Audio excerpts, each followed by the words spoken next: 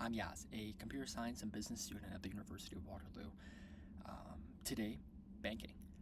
Now, when I say banking, what comes to mind? Well, you may be thinking a system that works but uses outdated technology. So, for example, think of the very common wire transfer argument that we have for cryptocurrencies, right? It takes maybe 4 days and a lot of fees to send money from one banking account to another.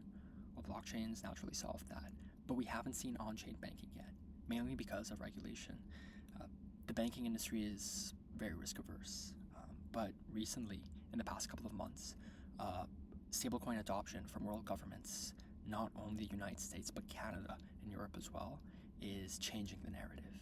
Now, I like to show a proof of concept. That's what we have here over here, Tameio. So historically, how banks make money, it's between the spread of the money that they let people borrow and the money that they save for individuals. So I want to propose something. A banking platform, proof of concept. Proof of concept here is going to be your ability to take loans with zero collateral. So usually in crypto, loans are over collateralized, and that does make sense. But with the new regulation, I'm thinking banks could look slightly differently in the future. So the way it works, let's talk a little bit about the loan agreement. The loan agreement lives within the traditional framework, but it's for a stable coin, right?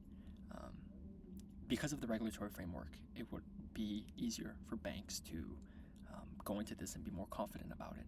Now, a few things on the technical and engineering side, right? A banking system needs thousands of transactions per second. Look, there is a lot of blockchains that are quick. Let's think about Ethereum, for example, though. It can handle theoretically 120 transactions per second. Usually it's closer to 12 to 13. For a banking system, that's not going to slide. We need something that scales. Think Monad. You'd be able to operate up to, 10,000 transactions per second.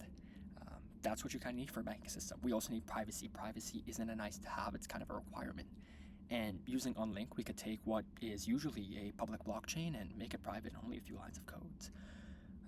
Now, I believe that all these factors would make it possible to do something like this in the future. Now, let's go ahead. So let's talk about the KYC. The user has to do some KYC, and they would also have to give like their social security number, not on this application, but in the future. But for this implementation, I went ahead and I used the Stripe KYC. Now let's go to dashboard. We could deposit or we could borrow. Let's talk a little bit about borrowing, right? Okay, let's say we want to borrow $1 for a day. This is not a payday loan type of service. I just want to show the functionality, and that's why it's just a day. So what happens is that the rate is generated based on your financial info and not on-chain, off-chain. So think your FICO score and other supporting documents that you would have to provide. This goes into a financial engine that I've made that runs genuine financial algorithms. Now, what we're going to go ahead is we're going to accept and sign. So we're going to go. Looks like the loan has been confirmed. Let's go view it on the Monad Explorer. And as we can see, the transaction went through successfully. This works completely like a regular loan, but with stable coins. And with that, it's going to be more decentralized. Banking, at least where I'm from, is dominated by 5 companies. This would reduce the barriers of entry, not for regular banking, but for example, like lending platforms, which are kind of common. But with on-chain, you'd be able to leverage all the benefits of blockchains, but you'd still be taking a lot of the things that work today, like these regulatory frameworks for loans. Thank you so much. I'm Yaz, and that was Tameio.